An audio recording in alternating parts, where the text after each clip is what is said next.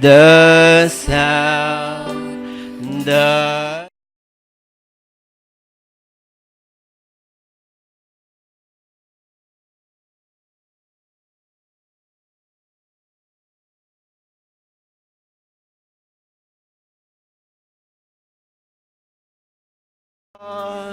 but now I'm found, was blind, but now I see. Amazing grace, how sweet the sound, hallelujah.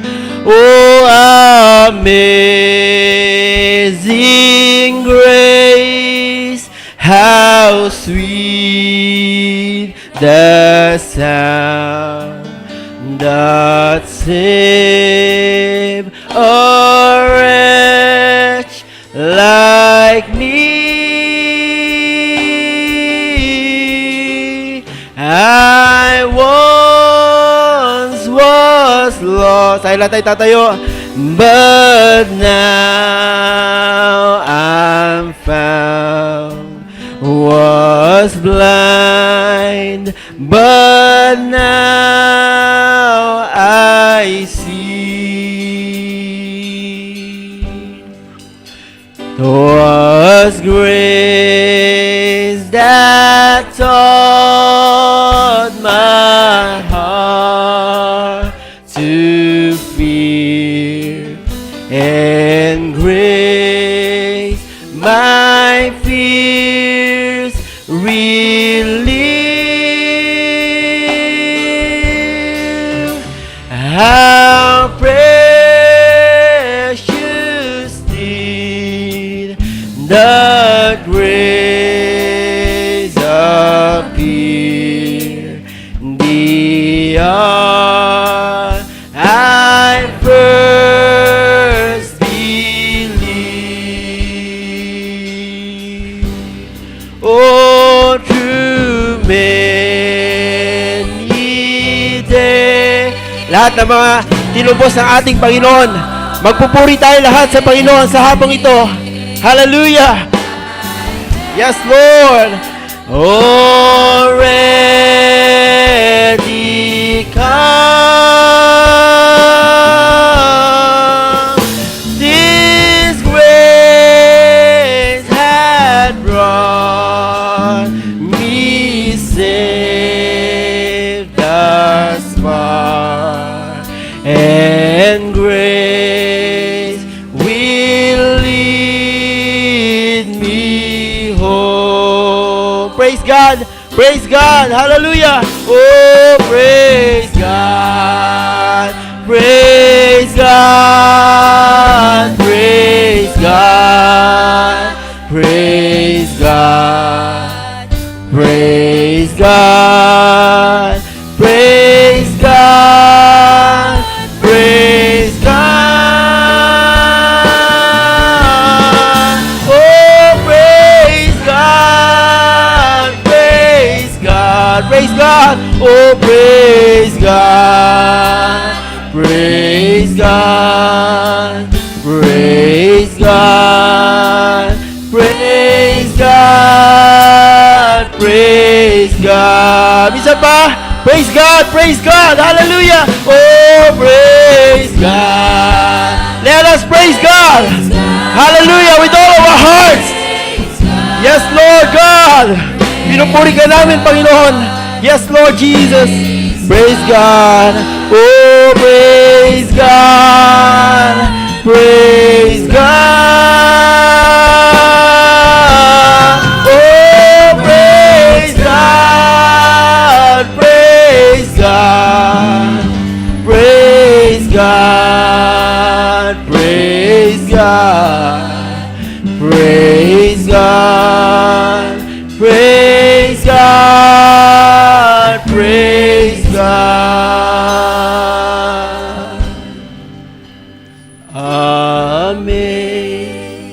Amazing grace, how sweet the sound that saved a wretch like me, Lord.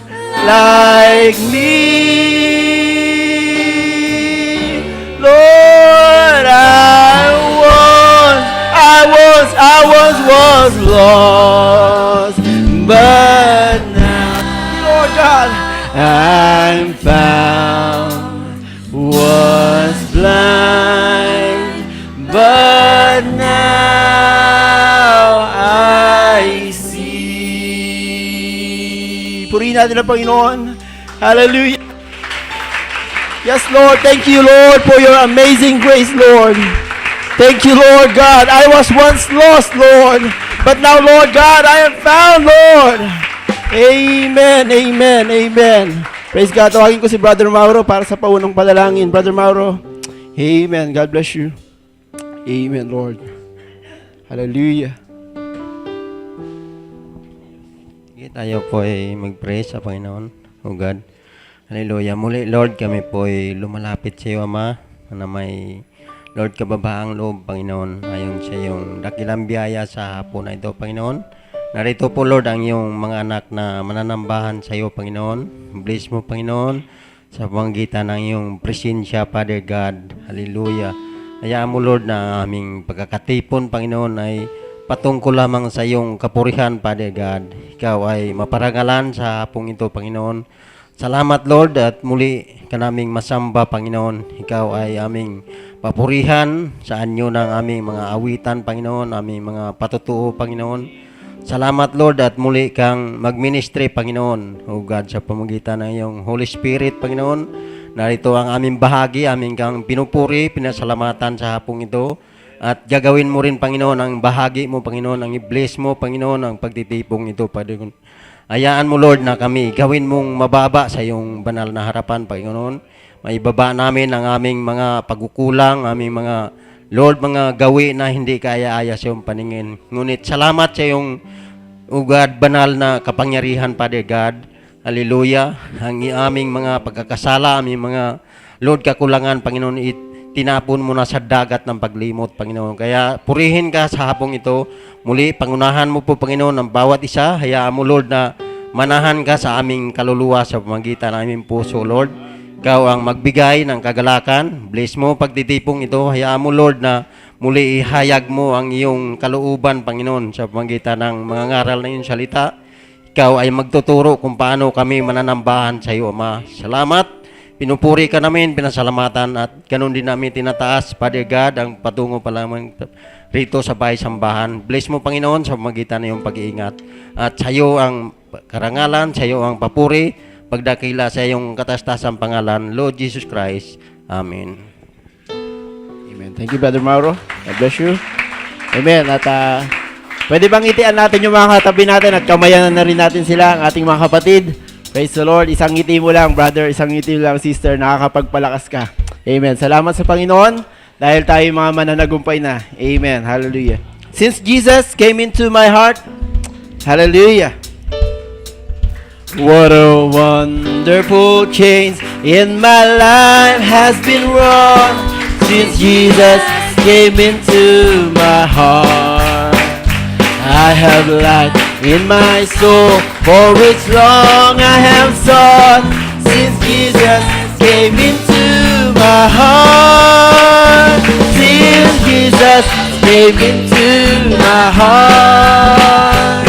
Since Jesus came into my heart. Floods of joy o'er my soul, like the sea billows roll. Since Jesus came into my heart, I have ceased from my wandering and going astray. Since Jesus came into my heart. Pwede ba natin lakasan ang pag-awit? And my sins, which were many, are all washed away. Since Jesus came into my heart. Since Jesus came into my heart. Since Jesus came into my heart. Floods of joy o'er my soul, like the sea billows roll. Since Jesus came into my heart, I'm possess of a hope that is steadfast and sure, since Jesus came into my heart. And no dark clouds of doubt now my pathway obscure, since Jesus came into my heart. Since Jesus came into my heart. Since Jesus came into my heart. Floods of joy o'er my soul, like the sea billows roll. Since Jesus came into my heart. There's a light in the valley of death now for me, since Jesus came into my heart. Totoo ba yan, mga kapatid? And the gate of the city beyond I can see, oh, since Jesus came into my heart. Since Jesus came into my heart. Since Jesus came into my heart. Floods of joy o'er my soul, like the sea billows roll. Since Jesus came into my heart. I shall go there to dwell in that city I know, since Jesus came into my heart. Amen. And I'm happy, so happy, as onward I go, since Jesus came into my heart. Since Jesus came into my heart. Since Jesus came into my heart. Floods of joy o'er my soul, like the sea billows roll. Since Jesus came into my heart. Last stanza. Get to dwell in that city I know, since Jesus came into my heart. And I'm happy, so happy, as onward I go, since Jesus came into my heart. Since Jesus, hallelujah, hallelujah, praise the Lord. Oh, since Jesus came into my heart. Floods of joy o'er my soul, like the sea billows roll. Since Jesus came into my heart. Since Jesus came into my heart. Hallelujah, Lord. Since Jesus came into my heart. Floods of joy o'er my soul, like the sea billows roll. Since Jesus came into my heart. Floods of joy, oh, floods of joy o'er my soul, like the sea billows roll. Since Jesus came into my heart. Oh, glory, Lord. Since you came, Lord God, I'll never be the same again, Lord. Hallelujah. Hallelujah. Can you say hallelujah? Amen. Amen. Amen. Praise the Lord God. Amen. Awitin natin, He knows my name. Pag-aralan natin ang isang awitin na ito. Amen. Pinaawit po natin ito kaninang umaga. At alam ko na ito ay kalooban ng Panginoon na tayo ay umawit dahil kilala niya tayo, mga kapatid. Hallelujah. Amen. Praise the Lord. Sa G. Count the stars, one and all. He knows the maps and is on the shores. He sees every sparrow that falls. Amen. He made the mountains and the seas. He's in control of everything, of all creatures great and small. And He knows my name, every step that I take. every move that I make, every tear that I cry. And He knows my name when I'm overwhelmed by the pain. I can't see the light of day. I know I'll be just fine, 'cause He knows my name. Hallelujah. Amen. Oh, I don't know what tomorrow will bring. I can't tell you what's in store. I don't know a lot of things. Yes, Lord. I don't have all the answers to the questions of a life, but I know in whom I have believed, and He knows my name. Hallelujah!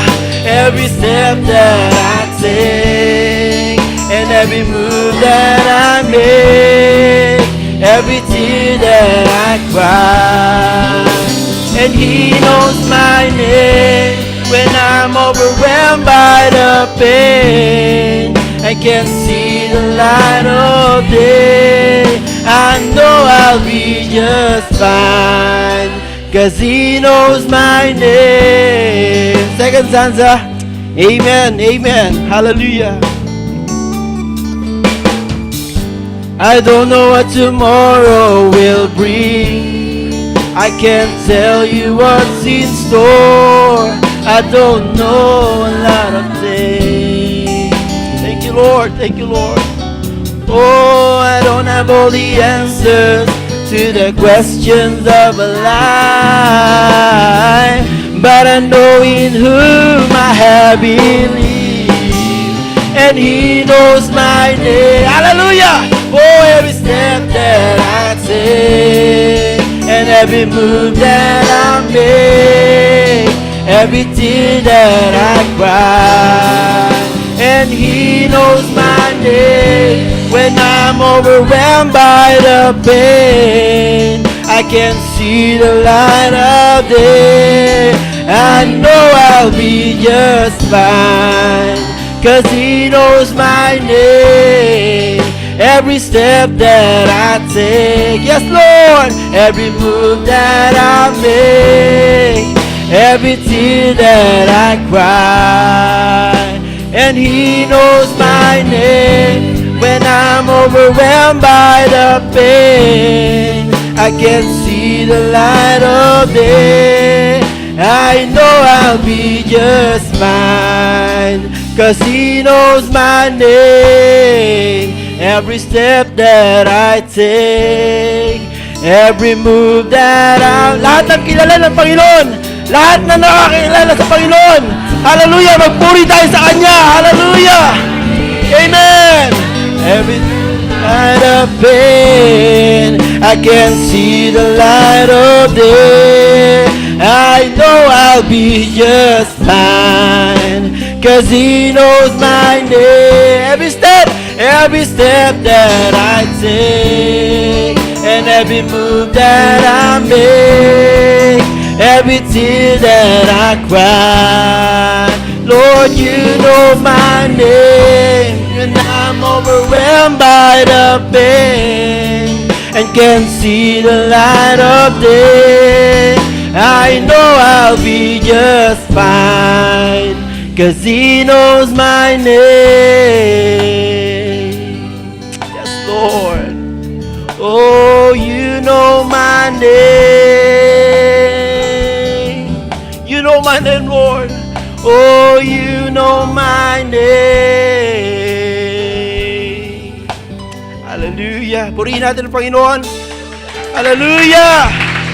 Glory! Glory! Praise the Lord God! Amen!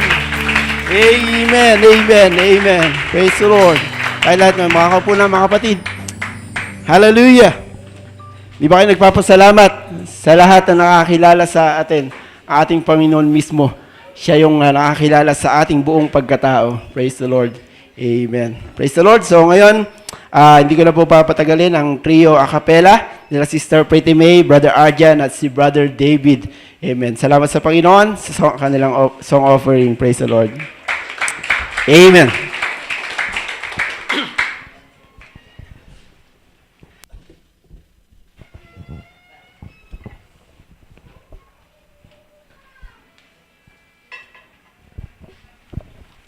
Praise.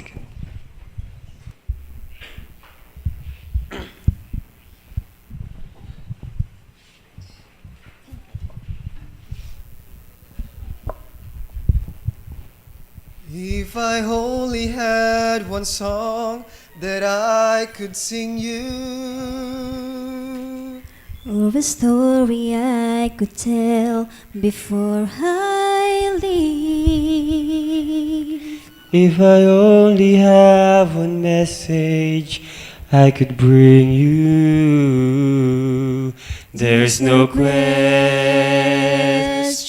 it would be about the cross, about the blood, about the place I found God's mercy and love. And although it's bittersweet, remembering the cause, there's something beautiful about the cross.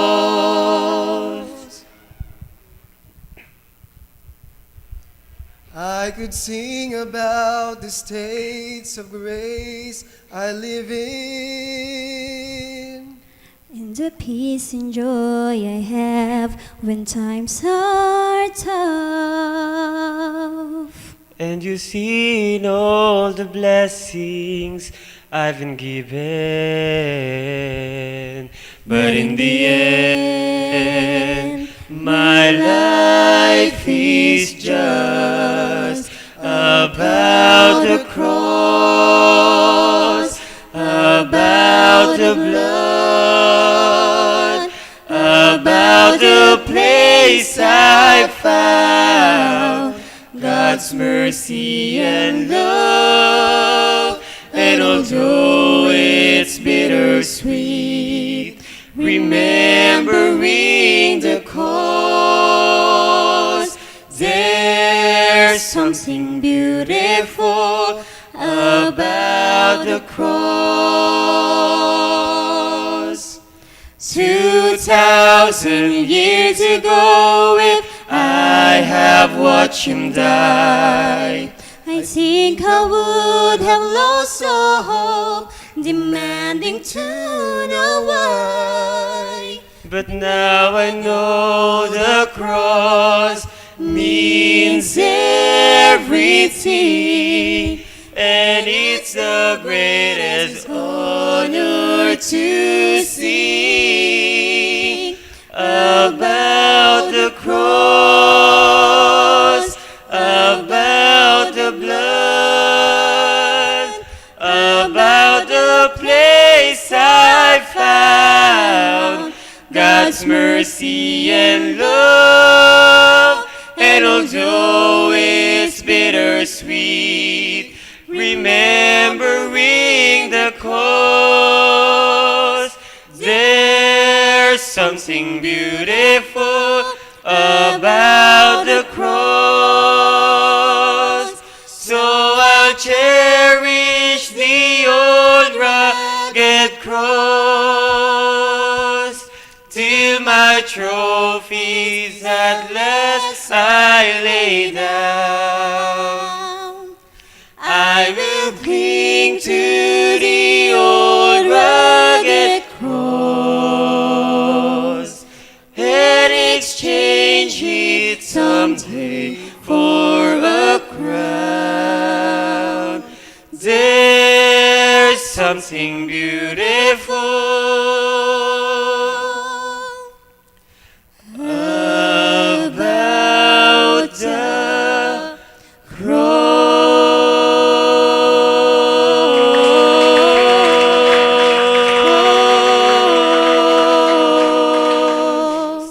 God be the glory. Praise the Lord. Palakpakan po natin ang ating Panginoon pa. Amen. Praise the Lord. Amen. Hallelujah. Gusto ko sana sumabay kaso trio. Ang ganda po ng awitin at nakakapagpala po. Salamat sa awiting yan.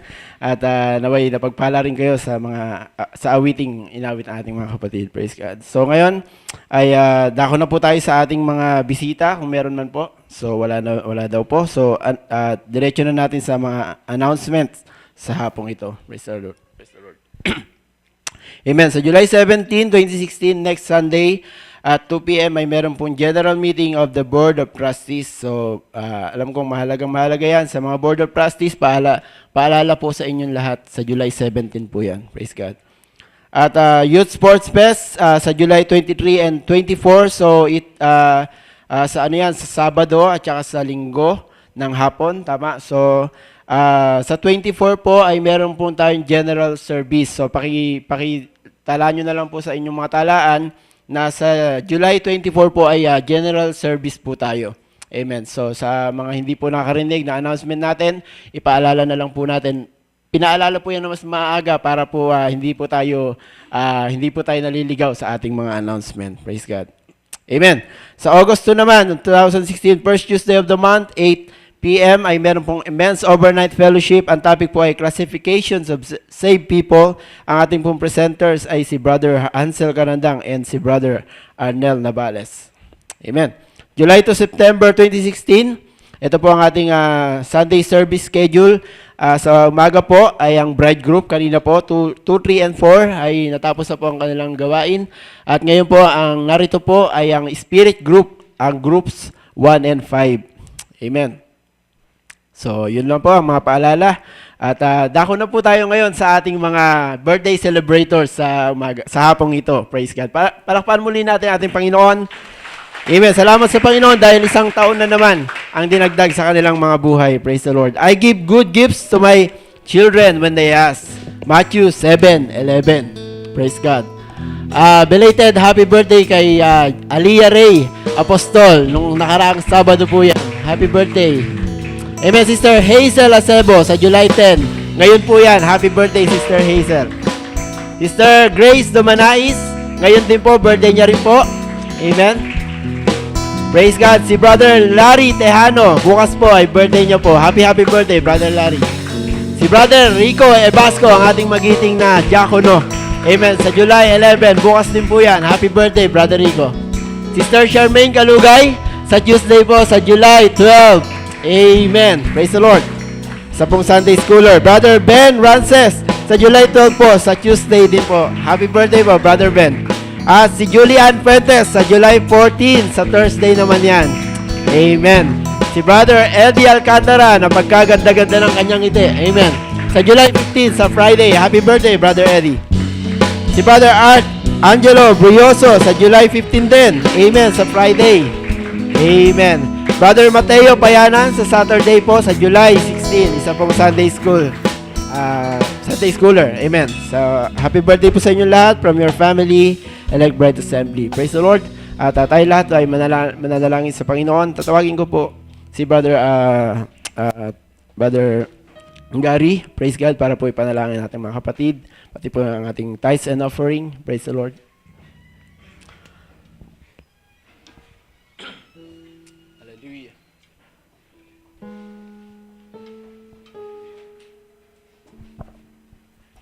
Panginoon, Hallelujah. Lord God, salamat po Panginoon sa biyaya mo Panginoon, Lord God, na kami po'y narito muli Panginoon upang magpapasalamat Panginoon sa lahat pong gawa mo Panginoon dito sa amin Panginoon sa araw-araw Lord God. Salamat po, narito po kami Panginoon, ang buhay namin, kaluluwa namin Panginoon ay alay namin. Narito po ang bawat isa, Panginoon. Lord, tanggapin mo, Panginoon. At Lord, sakupin mo, Panginoon, ang aming mga puso, Panginoon, upang kami po ay, Lord, patuloy, Panginoon, na maglingkod sa iyo, Panginoon, na may kagalakan, init, Panginoon, sa aming paglilingkod sa iyo. Lord, narito po ang bawat isa. tanggapin mo, Panginoon, ang aming handog, Panginoon. Ito'y galing sa aming puso, Panginoon. Tanggapin mo, Panginoon, ang narito ang tithes at offering, Panginoon. Pledges, Panginoon, Lord God, na nawa po, Panginoon, ay magagamit po ito sa tama, Panginoon, na ayon sa kalooban mo, Lord God. At Lord, naway pagpalain mo, Panginoon, ang bawat isa, ang kalusugan, Panginoon, lalo na po, Panginoon, ang kamay po na nagbigay nito. At Lord, ay ikaw'y patuloy, Panginoon, na magbigay sa amin, Panginoon, ng biyaya, Lord, sa araw-araw. At Lord, sa iyo lamang, Panginoon, may balik lahat ang kapurihan sa pangalan ng Panginoon Kristo. Ito ang dalangin. Amen. Salamat, Brother Gary. Amen. Abitin natin yung Come Fill My Life. Praise God. Come quench this thirsting.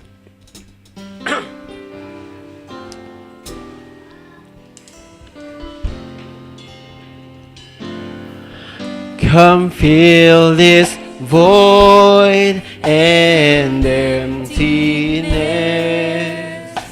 Shine your light on my darkness. Lord, satisfy and restore my soul. I long for you to make me whole. Come quench this thirsting.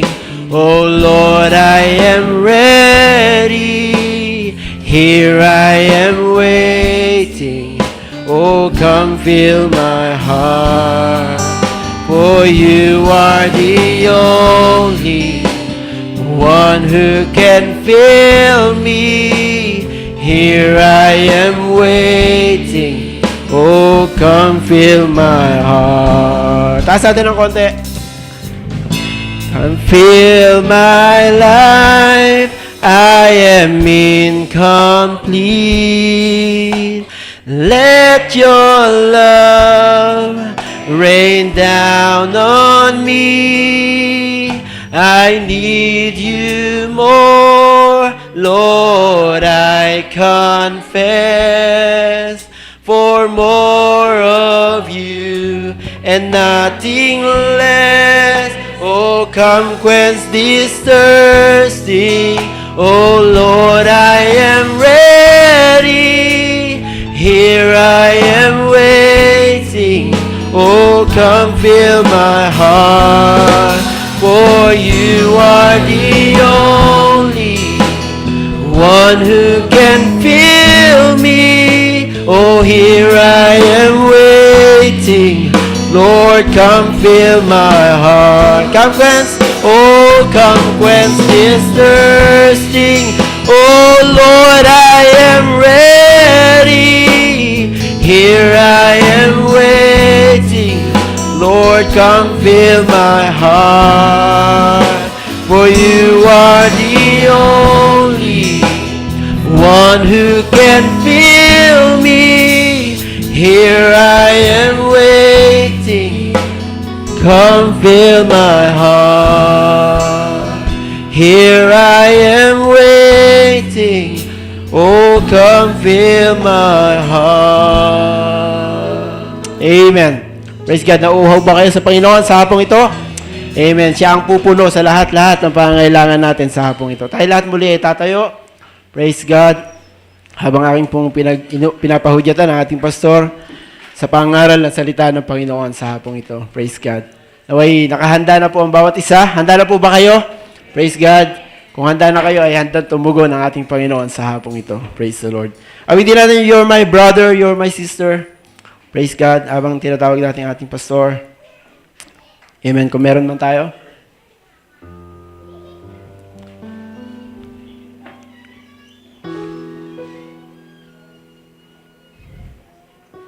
Yeah, we will stand. Sa chorus na lang siguro.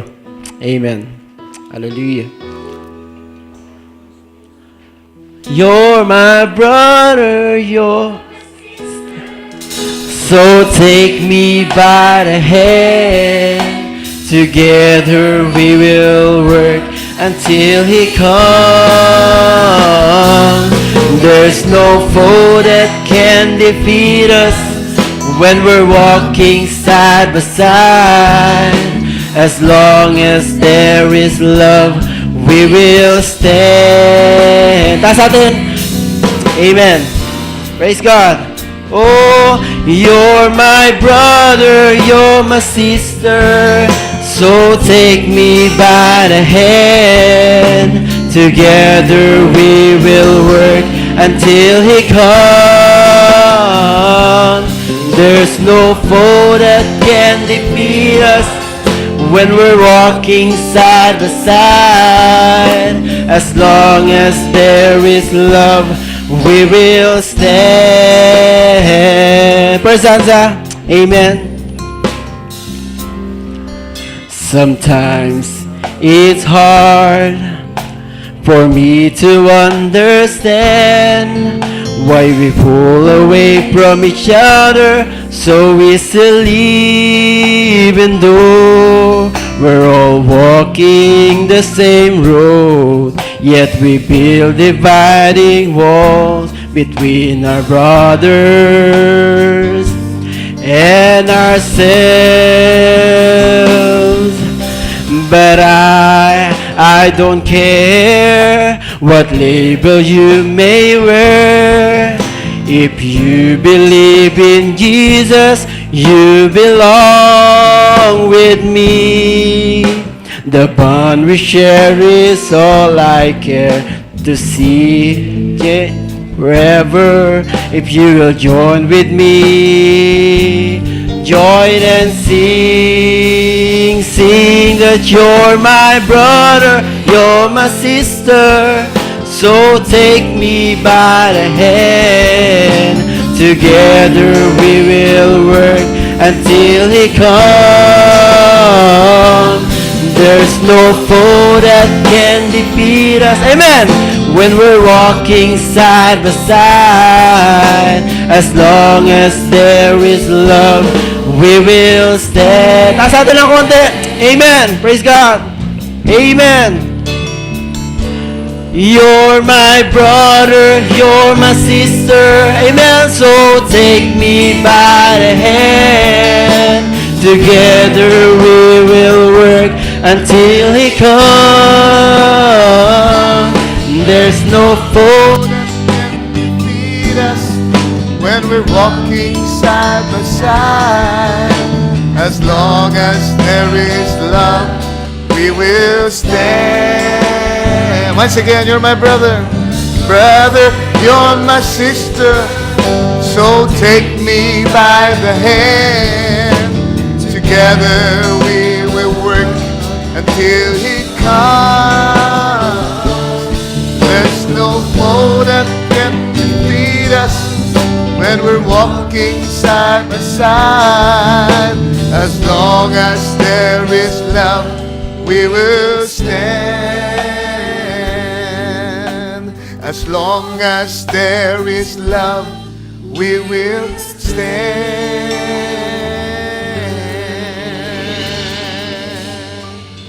Amen. Praise the Lord. Napaka totoo po ng mga salita ng awiting ito. Kung tayo'y mananatiling nagkakaisa, walang kaaway na maaaring tumayo sa ating harapan. Amen. Kung tayo nagkakaisa, hindi tayo magugupo. Pag di tayo nagkaisa, siguradong babaksak tayo. Amen. Tayo lahat ay dumulog sa Panginoon at humingi ng gabay niya bago tayo magbasa ng banal na kasulatan. Ama namin, salamat sa iyong pagsama sa mga kapatid ko sa kanilang pagparito. Nakarating sila ng malulhati at ligtas. Ngayon po, Panginoon, kung paano mo kami sinamahan kaninang umaga, hiling po namin na muli ay punin mo ng inspirasyon mo ang dakong ito, Ama. Mula sa pulpito hanggang sa dulo, Panginoon, ng gusaling ito, Ama, sa likuran, ay, Lord, mapuno nawa ng quickening power, Lord, para ma-quicken ang buong pagkatao namin sa pakikinig sa iyong salita. At hindi lang pakikinig, kundi pagtanggap ng kapahayagan mula sa iyo, Ama. Ikaw magbukas ng unawa ng bawat isa sa amin. to the point na yung aming maririnig, Lord, ay magawa naming maipamuhay. Tulungan mo po ang iyong lingkod as we commit the service into your hands. At lahat po ng mga pangailangan na narito ngayon sa aming kalagitnaan, huwag mo pong lampasan isa man. Pagkat kami, Panginoon, narito na nagtitiwala, nagkakaisa, pinagkakaisan po namin na hilingin ang katugunan mo sa lahat, Panginoon, ng pangailangan narito ngayon sa aming kalagitnaan. At ibabalik namin lahat ng papuri at pasasalamat sa iyo. Sa pangalan ng Panginoong Jesus, ito pong aming dalangin. Amen. Praise the Lord. Good to be in the house of the Lord again. Magandang gabi at ito pong evening service ay gustong-gusto ko po. Alam niyo kung bakit? Kasi mas maiksi. mas hindi nakapapagod kaysa sa umaga. Pero ang totoo po, mas napapagod ako. Paano yun? Kasi pagod na ako kanina eh. Kahit na maiksi na ngayon, hindi na sana nakakapagod. Yung natitira ko na lang lakas ang aking gagamitin para sa pangangaral ngayon. Pero ako po yung mihiling na sana ipag-pray nyo, na bigyan ako ni Lord ng lakas, inspirasyon, para po ma-deliver pa rin ng buong sigla ang mensaheng ito sa inyo ngayong gabi. Amen. At sa pagtugon ng Panginoon, kayo din po ang makikinabang doon. Buksan natin ang Deuteronomy chapter 33, simula sa verse 18 hanggang 19.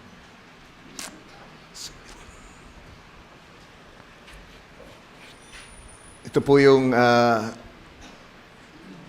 mga sinabi ni Moises bilang basbas sa bayan ng Zebulon at saka ng Isakar. Pagkatapos, babasahin natin yung Genesis chapter 49, yung sinabi naman ni Jacob sa dalawang liping ito bago siya mamatay din. Alright? Verse 18, ang sabi dito, and of Zebulun, he said, rejoice, Zebulun, in thy going out, and Issachar in thy tents. They shall call the people unto the mountain. There they shall offer sacrifices of righteousness, for they shall suck of the abundance of the seas and of the treasures hid in the sand. Genesis 49, so verse 13. Sabi ng Panginoon through Jacob, Zebulun shall dwell at the haven of the sea, and he shall be for an haven of ships, and his border shall be unto Sidon. Pagpalain ng Diyos ang kanyang mga salita. Mangungusap tayo sa gabing ito tungkol kay Zebulun and Issachar. So this is Moses part 50, Zebulun and Issachar. Tayong lahat ay maaari ng magsupo.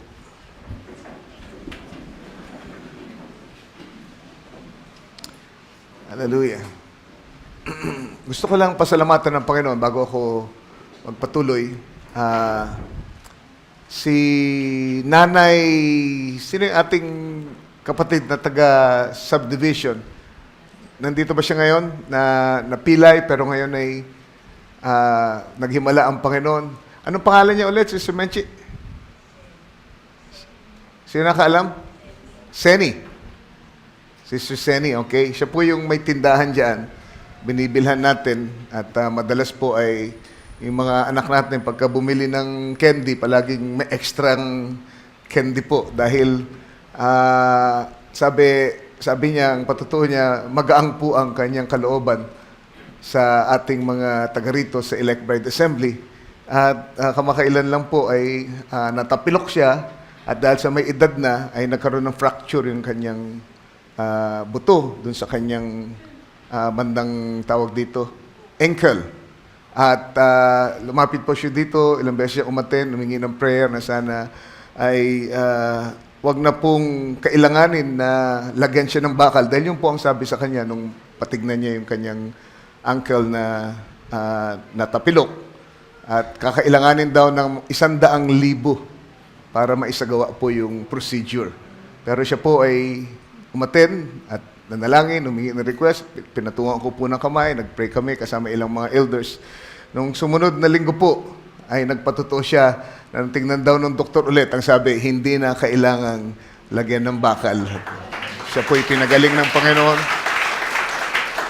Amen. At siya po ay palagi nang nakakadalo dito. Hindi ko lang kung kanina umaga ay narito siya, pero palagi po siyang narito as much as she can. Amen. Siya po ay nagsisikap na maparito para makate ng ating gawain. So, ang Panginoon po ay hindi nagbabago. Sa mga, amen, may mga pangailangan, may mga karamdaman, palagi po kayong dumating ng may pag-aasam, pagtitiwala na ang gabing ito magiging gabi ng tugon ko sa aking matagal nang ipinapanalangin. Amen. Dahil ang Diyos, amen, ay hindi po kumakalimot sa kanyang mga pangako. Kumakapanampalataya lang tayo. Marahil hindi para sa iyo, mahal mo sa buhay, na marahil may karamdaman o may special na pangailangan, may magagawa ang ating Panginoon.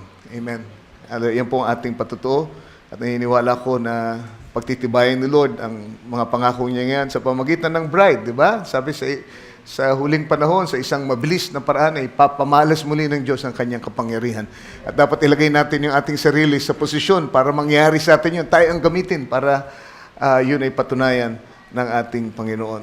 And always testify. Pag mayroong ginawa si Lord na himala, kabutihan, ipatutuo niyo po para sa karangalan ng ating Panginoon dahil ito'y nagbibigay ng pananampalataya sa mga nakakapakinig. Okay? Because faith cometh by hearing. Hindi lang po hearing of the word, kundi hearing of the testimonies of His power, of His miracles. Amen. Sa buhay ng kanyang mga anak. Alright. So, tungkol kay Sibulon, saka kay Isakar ang ating pag-usapan. 2 tribo na sa isang pangaral para maging mas mabilis tayo. Amen. Sa ating pagtalakay. Alright. Dito sa verse 33, verse 19. Basahin natin ulit. Sabi, and they shall call the people unto the mountain, there they shall offer sacrifices of righteousness, for they shall suck of the abundance of the seas and of treasures hid in the sand.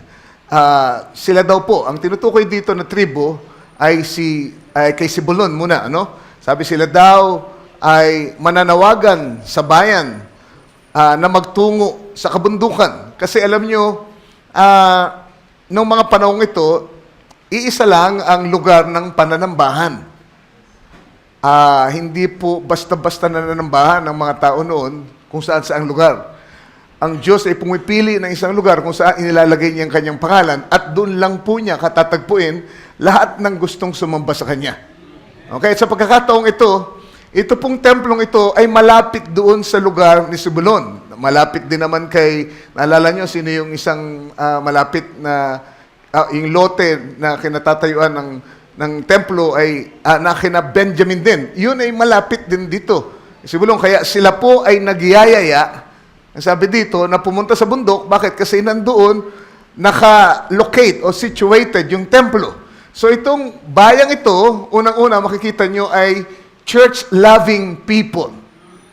Okay? Hindi lang sila ang may gustong manambahan, hindi lang nila gustong manambahan palagi sa oras ng pananambahan, kundi sila'y nagyayaya pa sa iba. Yan po ang tunay na mga naniniwala sa pakinabang ng pananambahan. Nagyayaya sila. Can you say amen?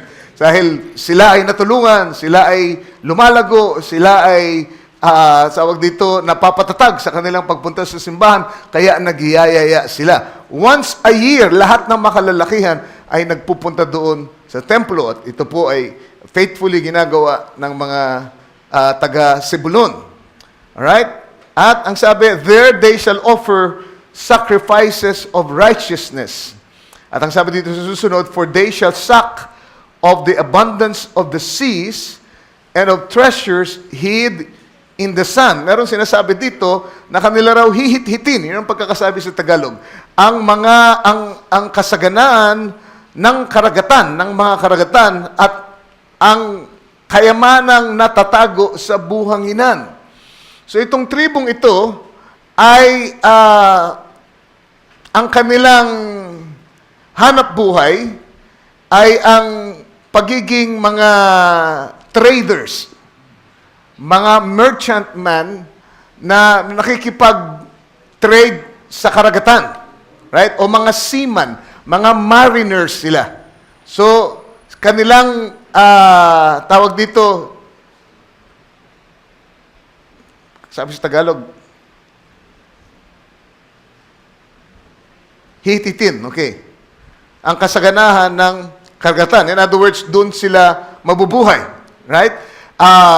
Kung i-compare natin sa modernong panahon, sa mga Hudyo, ito po yung mga tawag dito, mga negosyanteng Hudyo na nasa New York. Anong tawag doon? Wall Street Jews. Yan, mga mahuhusay, matatalino sa pagnenegosyo, negosyante. Amen? At nakikipag-deal sa mga matataas na tao at ang kanilang transaksyon ay hindi malilit, kundi malakihan po. At ang sabi, meron silang tinatagong kayamanan sa buhanginan. Yung lugar daw ng Issachar, meron dong portion na mabuhangin. Pagkatapos, merong laman yung buhanginan nila na mga elemento na siyang ginagamit para makagawa ng salamin. At yung pong isa sa kanilang negosyo na bumuhay sa kanila. So 49:13, pagtitibayin natin ang sinabi ni Moses dito sa Deuteronomy 33:19, si Jacob, ganito rin ang pagkakasabi. Sabi, Zebulun shall dwell at the haven of the sea. So you see, may kinalaman sa karagatan ang kanilang hanap buhay. Mariner sila. At narito si Jacob, pinagtibay niya. Sabi niya, Zebulun shall dwell at the haven of the sea, and he shall be for an haven of ships. Sa Tagalog, ang sabi, si Zebulun daw ay mananahan sa daungan ng karagatan. At siya ay magiging daungan ng mga barko. And his border shall be unto Sidon or Sidon.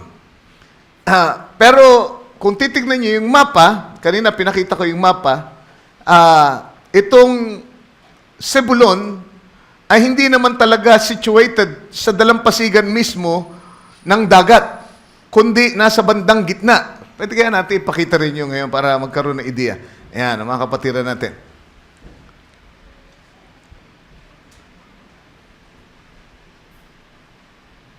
Ito yung mapa ng 12 tribo ng Israel. Yung Zebulun, ay nasaan? Nakita niyo ba? Doon sa bandang purple ba yan? Okay? Bandang violet. Zebulun, nakikita nyo? So yung nandito sa bandang kaliwa. Right? Ito yung karagatan, yung Mediterranean Sea. Okay? So yung Zebulun ay nasa bandang gitna ng kalupaan. Alright? So, hindi naman siya nakalagay doon sa gilid mismo ng dagat. Pero, sinasabi ng kasulatan na ang kanilang magiging kabuhayan ay ang pagtitrade sa dagat. At ang sabi, ang kanilang border ay aabot sa Sidon. Taas natin. Yung Sidon ay nandun sa taas. Ayun, sa taas. Kita nyo yun, pinakataas. Turo mo nga. Yun, ang Sidon. Alright? So, ibig sabihin, ang layo-layo niya, no? Zebulun. Pero ang sabi, ang hangganan nila ay abot nun sa Sidon. Hindi ibig sabihin na sakop nila hanggang nun sa Sidon. Pero pinag-aralan ko ito at ang sabi, yung pagkakasabing unto Sidon, ang ibig sabihin ay facing or toward the shore of the ships. Ito raw ay nakaharap. So isa sa mga border nila, okay, ay nakaharap saan? Sa Sidon. Eksakto. Isa doon sa gilid ng kanilang lupain ay nakaharap doon sa Sidon. Yung Sidon kasi, ang sentro ng komersyo sa dagat. Alright?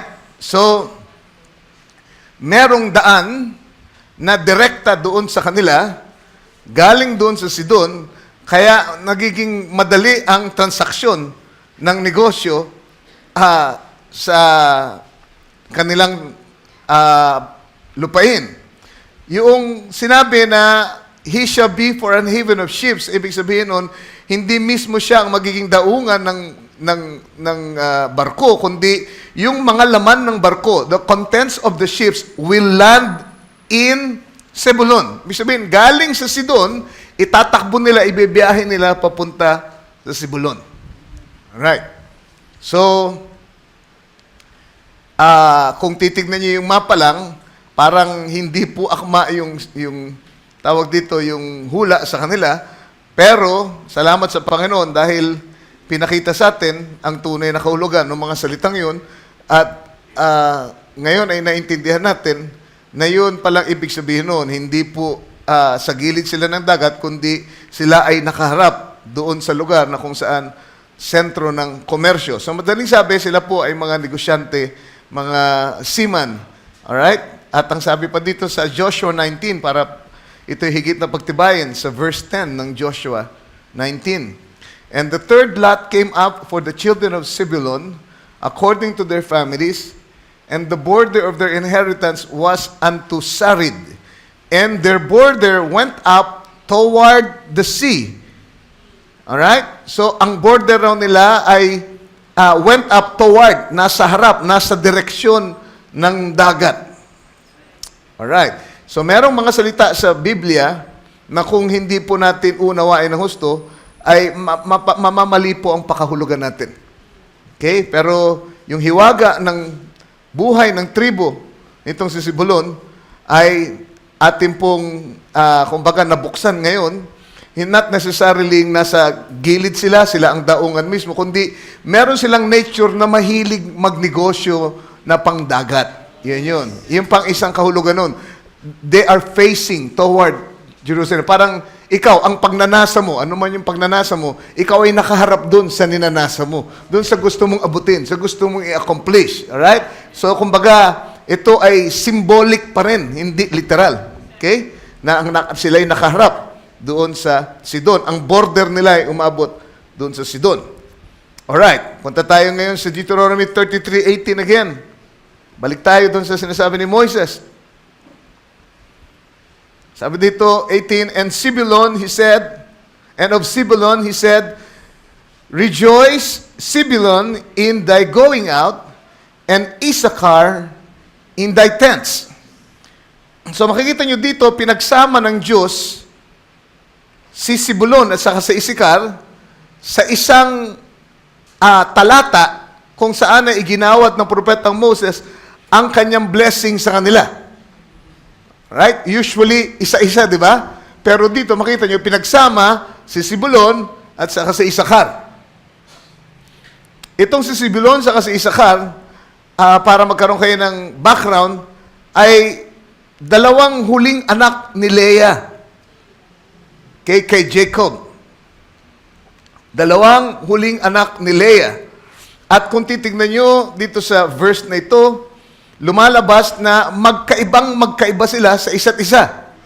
Dahil lang sabi, yung isa raw, si Zebulun, ay dapat magdiwang o magsaya sa kanyang paglabas in thy going out. Samantalang itong si Issachar naman, ay dapat daw magsaya sa kanyang mga tolda. Ano ibig sabihin nun? Yung isa ay mahilig umalis, yung isa naman ay taong bahay, palaging nasa tolda. Pero sila sa kabila ng kanilang pagkakaiba sa isa-isa, contrast, talagang opposite sila ng katangian, sila ay pinagsama ng Diyos sa isang pangako. Praise the Lord. Hindi yung contrast nila ang nagtatali sa kanila, kundi yung pangako ng Diyos sa kanilang tribo. Magkaiba sila ng destinasyon, kumbaga, pero sa kanilang pagpunta doon sa kanya-kanyang destinasyon, silang dalawang tribong ito ay magkakaroon ng isang magandang ugnayan para magkatulungan sila para marating ang kanya-kanyang destinasyon. Alright. Sana nasusundan niyo ko. Remember, ito ay larawan ng Iglesia ng Diyos. Ito ay adoption. Dahil ito ay nangyayari sa Promised Land at ang naglalagay sa kanila sa pwesto ay walang iba kundi sino? Si Joshua na kumakatawan sa Holy Spirit. Pagkatapos kasing umalis ni Moises, si Joshua ang sasalo ng ministry, di ba? At yung mga hula ni Jacob, hula ni Moises, ay isa sa katuparan ni Joshua. Siya ang maglalagay sa lote na kailangan talagang puntahan nila ayon sa pangako, sa actuality. Alright? So, ganun din ang nangyayari ngayon sa atin sa huling panahon. May mga hula na dapat mangyari sa church sa huling panahon na ngayon ay tinutupad ng Holy Spirit sa mga mananampalataya. Inilalagay tayo sa tamang lugar natin in actuality. Hindi na propesya, kundi tinutupad na. Tayo'y tumutungtong sa ating lupang pangako, sa ating bahagi ng lupang pangako. Hallelujah. You know what? Hindi tayo ra-rapturein hanggat hindi natin tinutupad lahat ng pinangako tungkol sa atin. Hanggat si God ay hindi tumutupad dun sa mga sinabi tungkol sa Kanya, hindi tayo ra-rapturein. Hanggat si Isikara hindi tumutupad sa lahat ng sinabi tungkol sa Kanya, hindi tayo mara-rapture. Hanggat hindi tumutupad si Ruben at si Isakar at iba pang mga tribong ito, wala pong rapture na magaganap. So, kapag tinupad lang natin lahat ng hula, saka lang masasabing handa na ang church para agawin ng ating Panginoon. Hallelujah. Kaya nga, ito ang tema ng mensahe, ng end time message. Hindi lang basta justification, mapatawad kayo sa inyong kasalanan. Diba? Pang panahon yan ni Luther eh. Naniniwala pa rin tayo dyan, pero hindi na yan ang emphasis natin. Hindi sapat ang ikaw ay ligtas para sa rapture. Kasi maraming ligtas na hindi mararapture. Maraming napatawad na hindi mararapture. Kaya hindi yan ang emphasis natin. Ang emphasis natin ay yung mensahe na napapanahon. Ano yun? Pagkukup-kup. Adoption. Di ba? Hindi lang sanctification. Hindi lang pamumuhay ng may kabanalan. Para sa mga holiness churches lang yan eh. Di ba? Panahon lang ni Wesleyan actually. Hindi ibig sabihin na hindi tayo naniniwala sa sanctification. Kaya lang hindi yun ang ating emphasis. Dahil maraming mabuti ang buhay, malinis ang buhay, disiplinado, na hindi sasama sa rapture. Naintindihan niyo? Maraming madidisappoint, sabi ni Brother Branham. Sabi niya nga, amen. Maraming madidisappoint pagdating ng araw na yun, kasi sumasamba din sila, di ba, malinis din ang pamumuhay nila. Yung 5 foolish virgins, ang sabi, ay mga virgins din. Pero nung dumating yung kasintahang lalaki, amen, hindi sila nakasama sa kasalan. Di ba? At kumatok sila doon sa lugar ng kasalan, nakasarado na kasi yung pinto. Pumasok na ang nobe at saka si Kristo doon sa kasalan, sila'y naiiwan sa labas. Bakit? Kasi wala silang bautismo ng Espiritu Santo. Pero namumuhay silang may kabanalan. Think of it now. Disiplinado. Baka pagdating sa kabanalan, baka matalo pa ibang mga message believers eh. Pero hindi yun ang mensahe ng panahon. Bahagi lang yun. Alright? Hindi yung bautismo ng Espiritu Santo. Maraming mga Pentecostal, araw-araw binabautismo ng Espiritu Santo. Kasi ang palagay nila, pag nag-speaking in tongues sila, nababautismo sa Espiritu Santo. Ito yung may service sila, ting nananalangin sila, nag-speaking in tongues, di araw-araw, ting prayer, nababautismo ng Espiritu Santo, ayon sa kanilang teolohiya. At totoong may bautismo ng Espiritu Santo sa katawan at sa Espiritu. Kaya makakakita ka ng mga pangitain, magsasalita ka ng iba't ibang wika. Pero hindi ibig sabihin nun ay meron kang tunay na bautismo ng Espiritu Santo sa iyong kaluluwa. Naintindihan nyo? Yun lang ba bautismo sa Espiritu Santo sa kaluluwa ay yung may binhi sa kaluluwa. Amen. Ang predestinated lang ang tunay na tatanggap ng bautismo ng Espiritu Santo sa kaluluwa nila. Sana naintindihan nyo ako? Yung iba ay maaring bautismo sa katawan o sa espiritu. Amen? Pero yung sa kaluluwa, bakit ka pa babautismoan sa kaluluwa? Eh wala namang bubuhayin kung walang binhi dyan. Diba? Kaya yung babautismoan lang niya sa kaluluwa ay yung may binhi na bubuhayin na bahagi ng Diyos bago pa itatagas ng libutan. And then, that's when you become born again. Doon kayo isinilang na muli. Pag inabot na yung kaluluwa, amen, yung buhay ng Diyos ay masisimulang mag-manifest sa inyo. Amen. At ang naa-adapt ay yung lamang anak. Naintindihan nyo? Praise the Lord. Kaya yung mga Pentecostal na nabautismohan lang sa laman, hindi naman talaga isinilang sa kaharian, ay hindi pwedeng i-adapt kasi hindi naman anak eh. Hindi naman isinilang na muli talaga. Kasi, amen. Pero yung merong binhi na tinamaan ng Espiritu Santo at natanggap ang mensahe sa huling panahon, sila yung mga isinisilang sa kaharian. At sila yung pinadadaan sa proseso ng pag-aampon. Ano yun? Tinitrain. Simula ng isilang na muli, amen, sinugo ni Lord, amen, ang Holy Spirit to train them, ang sabi, di ba? At sa pamamagitan ng pastor, pamamagitan ng fivefold ministry, tinuturuan sila, amen, ng negosyo ng Ama. Ang sabi ni Brother Ben, alala niyo illustration niya sa adoption, amen, at sinusubukan, tinitingnan kung paano magre-react sa iba't ibang sitwasyon. At kapag nahubog na yung kanyang karakter, nakapasa siya sa mga pagsubok, amen, Anong gagawin sa kanya? Ilalagay siya sa lugar ng adoption, sa lugar ng kapangyarihan. Amen. At magkakaroon ng seremonya, tatawagin ng lahat, at maghahanda ng damit. Amen. Na pang-ampon yung ama, at idideklara niya sa harap ng madla na yung anak ko ay nakapasa na sa pagtuturo ng Holy Spirit. Sa pagtuturo ng trainer. Can you say amen?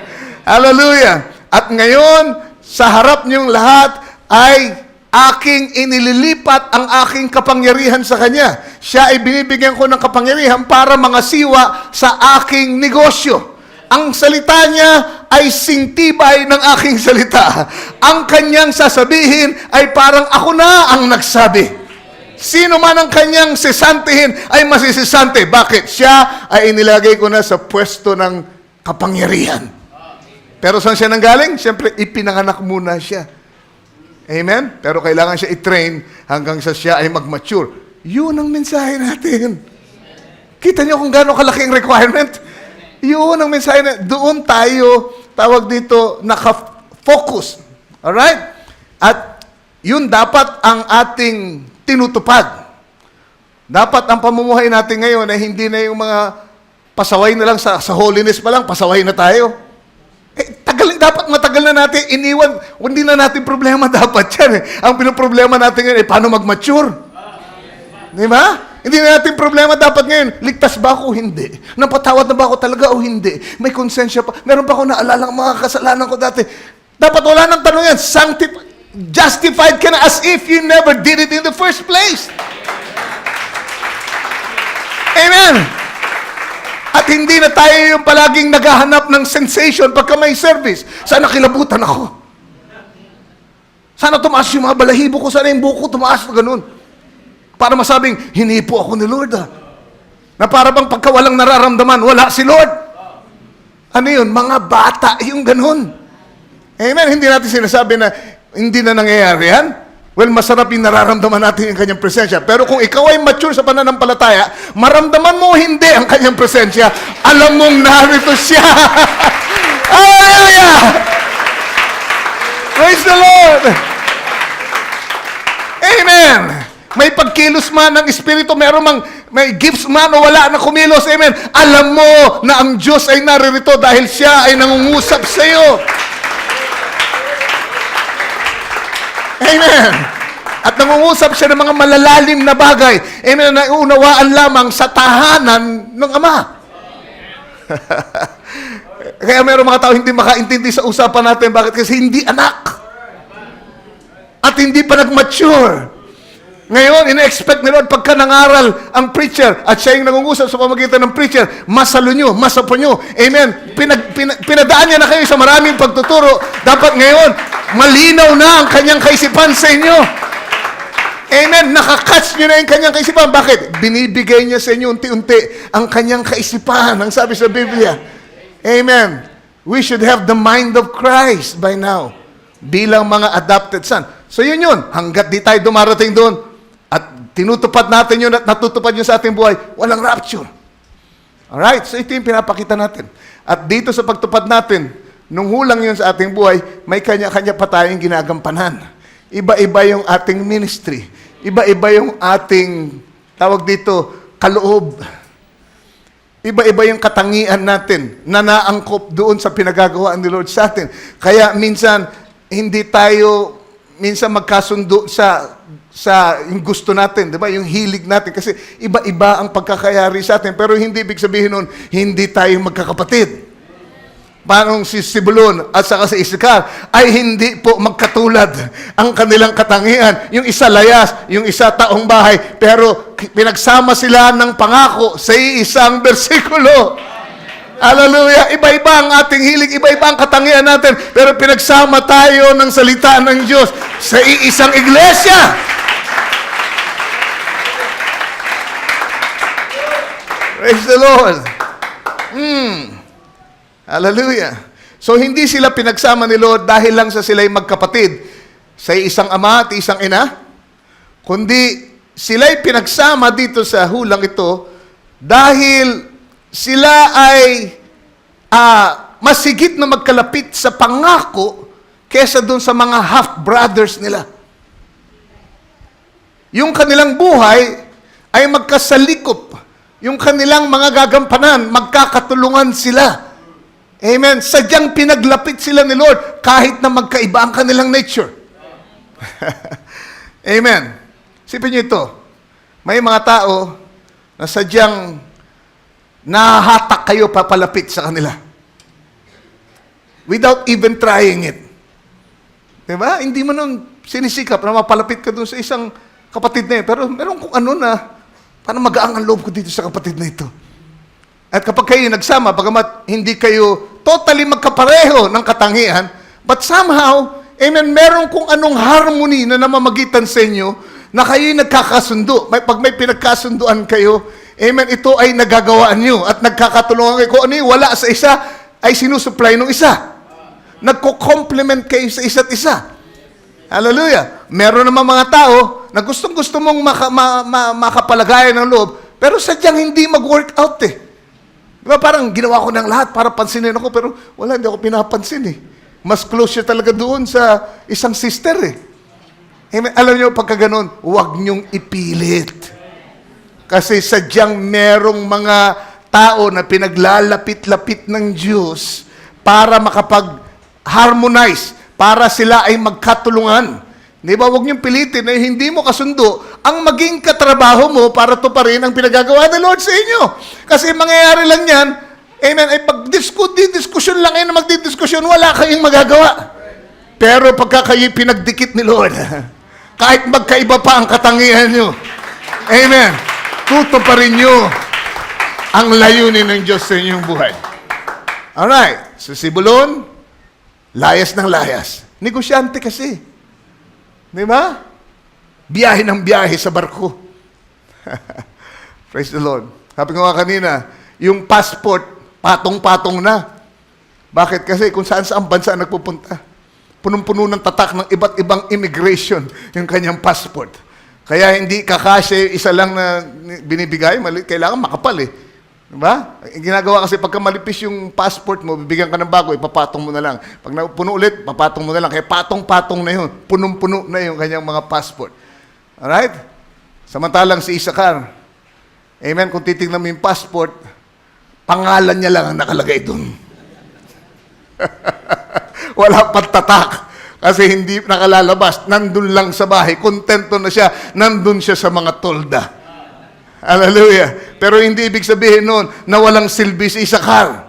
Si Isakar, amen, ang sabi ay dapat mag-rejoice dahil sa kanyang mga tolda. Kung paanong si Zebulon ay kailangan mag-rejoice sa kanyang pag-alis. Ibig sabihin, kanya-kanyang katawagan lang yan. Diba? Sino magbabantay sa bahay kung pare-pareho tayong umaalis?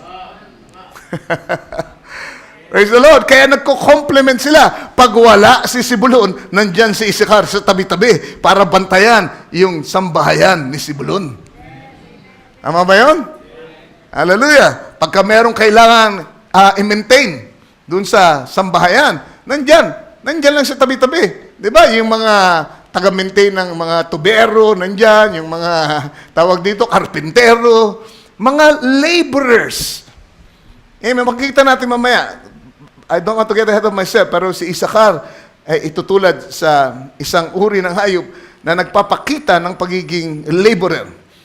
Pero dito sa verse 18, may napakita na kapwa sila pinagsama ni Lord sa isang pangako kahit na magkaiba ang kanilang katangian. So hindi ito isang bagay na pinuwersa nilang gawin. Na ang tawag diyan sa English, clique. May mga taong gumagawa ng clique sa church. Ibig sabihin nun, gumagawa sila ng grupo nilang sarili. Di ba? At sasabihin nila, pag hindi sumasang-ayon sa atin, hindi natin kaklik yan, ha? Hindi natin kasama yan. Tayo lang at nilalagay pa sila ng pangalan. Wala akong pinaparinggan, ha? Ito ang grupo namin. Praise the Lord. Kayo lang may gawa niyan. Pero si Lord, amen, meron siyang tao na sadyang nilalapit niya sa isa't isa. At hindi mo yun pwedeng paghiwalayin. Hallelujah. Hindi yun click ng tao. Yun ay gawa ng Diyos. Sadyang magkasama sila kahit anong mangyari, kahit anong pagsubok ang daanan, magkasama sila kahit pa magkaiba ang kanilang direksyon. Think of it, pwede pala mangyari yun. Isa layas, yung isa mahilig sa bahay, pero magkasama sa isang salita. Amen? Exactly. Yan ang picture natin. Saan ba tayo galing? Ano mga kumbaga kalakaran na ating kinikilusan dito? Iba-iba, pero nasa isang pangako tayo. Nasa isang mensahe tayo. Hallelujah! At ang pakiramdam natin ay kailangan natin ng isa't isa. Yun. Sabi ni Brother Branham, pag isang babae, amen, ay umibig sa isang lalaki at hindi niya alam kung anong dahilan, sabi niya, abay, soulmate niya yun. Ganun din, vice versa. Ang isang babae umibig sa isang lalaki, amen, basta mahal niya, hindi niya alam kung anong dahilan. Sabi, abay, soulmate niya, yung lalaking yun. At ang sabi, ibig sabihin ng soulmate, sila ay dati nang magkasama sa kalangitan. Itinakda ng Diyos sa isa't isa. Can you say amen? Hallelujah. At sila ay binaba lang dito sa lupa sa isang katawan na kung tawagin ay panahon, time. Amen. Can you say amen? Para i-express yung kanilang relasyon dito sa ibabaw ng lupa. At pagkatapos ng kanilang panahon dito sa lupa, ay ibabalik sila sa walang hanggan. Soulmates! Hallelujah! Hindi mo pwedeng paghiwalayin. Kaya nga naniniwala ako, praise God, merong mga taong sadyang magsasama-sama sa isang church.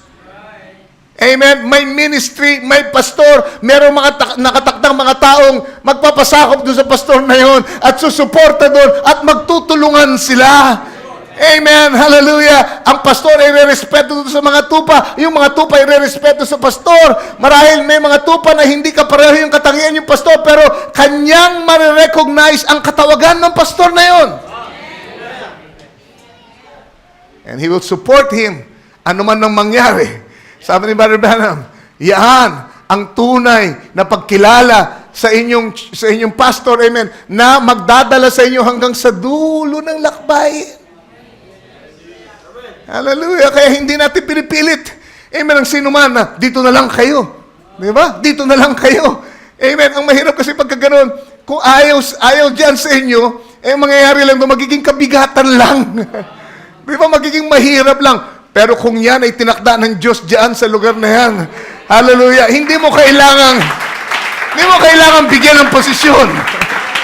Hindi mo kailangan utuin. Can you say amen? Kaya hindi ako naniniwala dun sa, tawag dito yung, nandun sa ibang church, tawag mo dun? Yung aagawin mo? Proselyte? Hindi. Kasi kung yan ay sa'yo, pupunta yan dyan, mapapagpala yan dyan, susuporta yan dyan. Amen.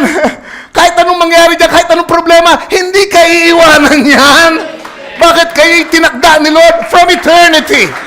At nilagay lang ni Lord dito para tumupad sa isang pangako ng magkasama sa isang lugar. Hallelujah! Walang kahirapan na makapaghihiwalay sa inyo. Amen. Sabi nga ni Christ, sabi nga ni Paul, sinong makapaghiwalay sa atin sa pag-ibig ng Diyos na kay Kristo Jesus? Ang kahubaran ba? Ang kahirapan ba? Ang kamatayan ba? Amen. Ang taas ba? Ang lawak ba? Ang lalim ba? Ang sabi niya, ako ay kumbinsido na walang kapangyarihan, walang daigdig, ngayon man o sa susunod, na maaring makapaghiwalay sa atin sa pag-ibig ng Diyos na kay Kristo Jesus. Bakit? Kasi tayo ay soulmates. Soulmates tayo ni Kristo. Praise be the name of the Lord. Amen. At you know what? You know what? Magkaiba tayo ni Kristo kung tutusin. Nung pinganak si Kristo, walang kasalanan. Nung ipanganak kayo, puspos ng kasalanan. Si Kristo walang kahinaan. Tayo puspos ng kahinaan. Si Kristo walang hanggan ang buhay na nananahan sa Kanya.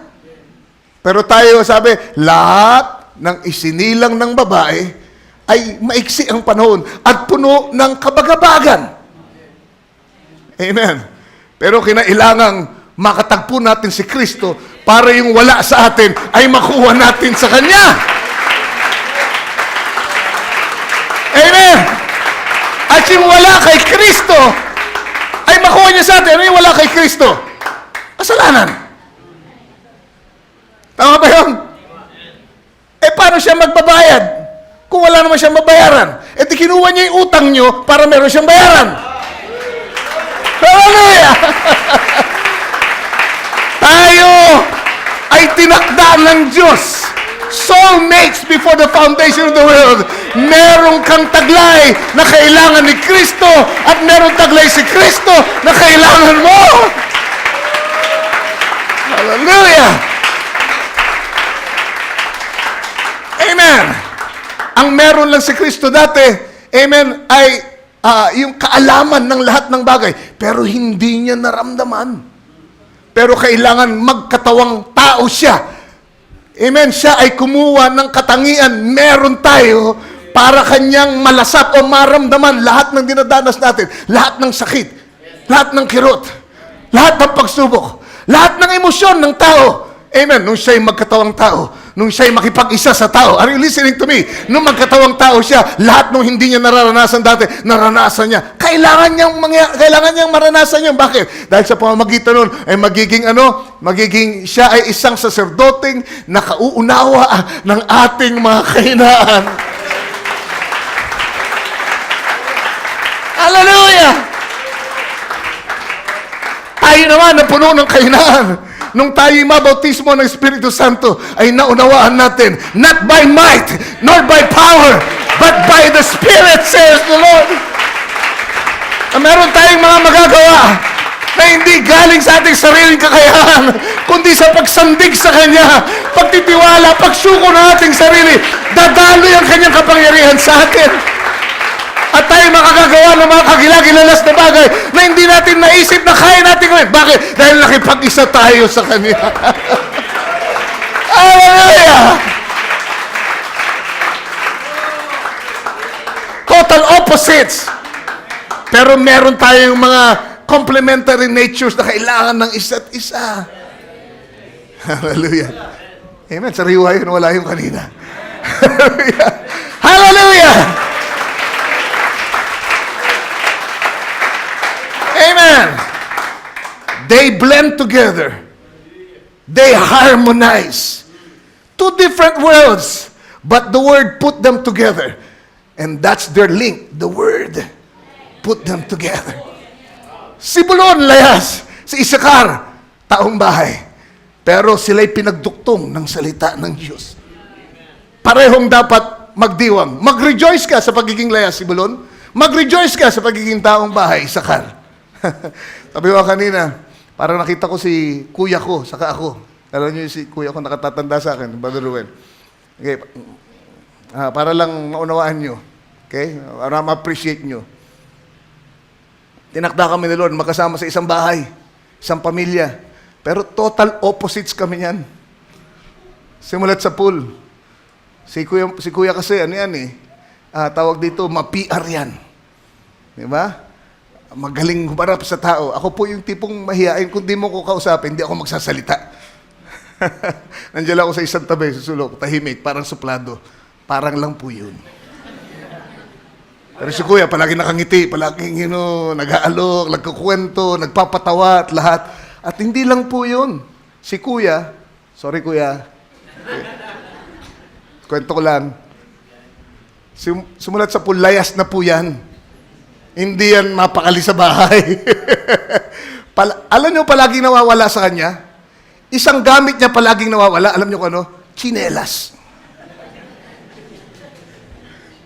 Kasi pag pupunta, pag mga ngapit bahay, o pupunta kung saan, nakakalimutan niya kung saan niya nilapag yung kanya tsinelas, saan niya iniwan. Alright? Kaya pag uwi niya, nakayapak na si kuya. Bakit? Kasi naglayas. Nagpunta kung saan, nakalimutan kung saan nila pag yung tsinelas. Pag uwi, wala nang tsinelas. Ako po, tsinelas ang pinakamatagal mawala sa akin. Bakit yung tsinelas ko, tinatabi ko sa higaan? Ayaw kong napuputikan. Gusto ko palagi amoy bago. Yun ang nature namin. Totally opposite. Pero ipinanganak kami sa isang pamilya, Soriano.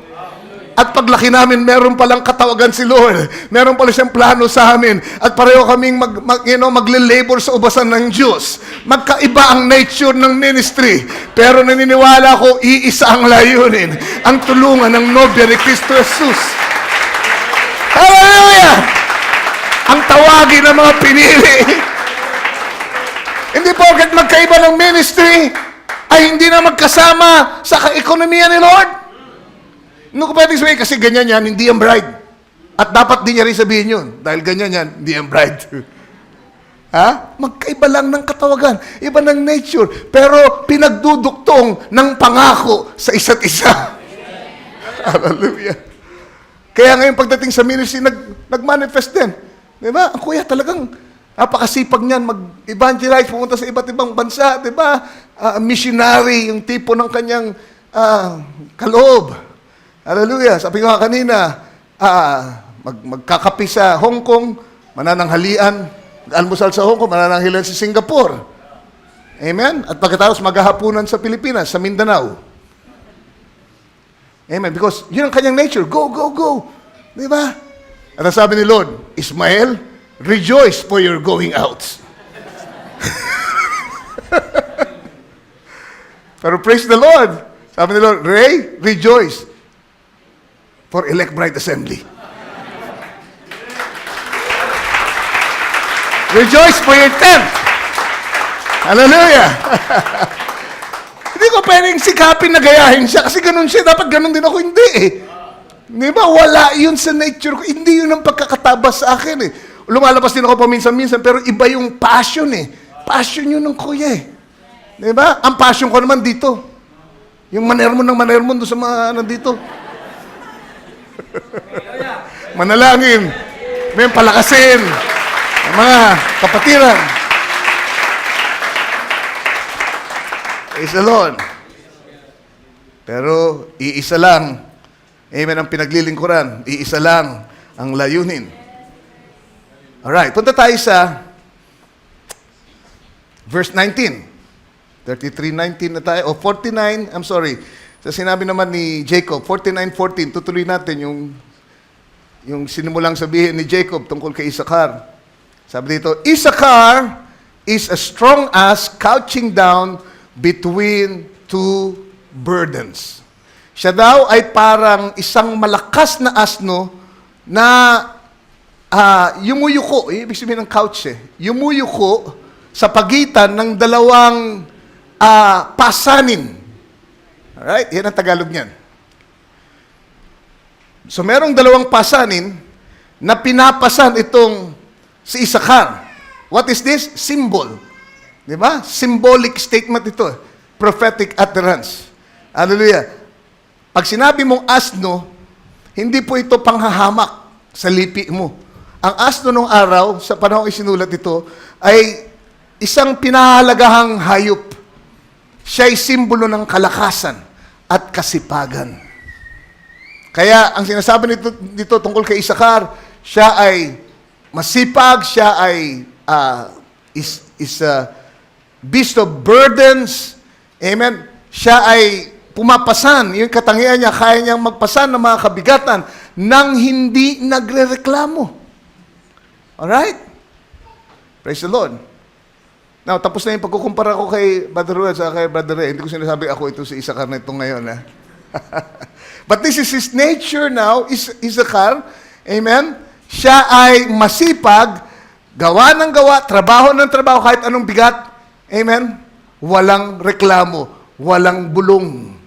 Walang, tawag dito, walang angal. Praise the Lord. Siya isang pinagpalang lipi. Kapag ikaw ay isang taong masipag, kahit anong paggawa, ay ginagawa mo ng walang reklamo, pinagpala kang nilalang. At napakasarap mong makasama. Hallelujah. Mahirap makakita ng ganyang tao ngayon sa panahon natin. Kasi ngayon, lahat pinagagaan. Lahat pinapadali, di ba? Lahat automated. Kumbaga, pagka nilagyan mo ng kabigatan ng tao sa balikat niya, ng simbigat ng balahibo, ng pabo na lang. Barbal kasi naisip ko. Abay, puro reklamo na yan. Ano ba naman yan? Ako na naman nautusan nyo. Bakit? Kasi sanay sila madali lahat ng bagay. Computerized lahat, di ba? Maaluan lahat ng bagay. Technology natin pinagagaang lahat. Kaya pag konting mautusan nun, medyo mabigat-bigat na trabaho, puro angal. Tama ba yun, mga bata? Na walang ginawa kundi humarap sa tablet at sa PC, mautusan mong maghugas ng pinggan. Di ba? Kung pwede lang bibili ng app yan na naghuhugas ng pinggan.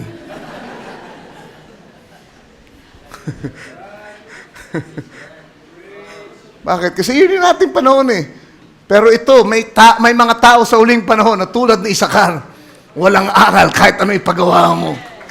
Gagawin nila. Worker! Alright.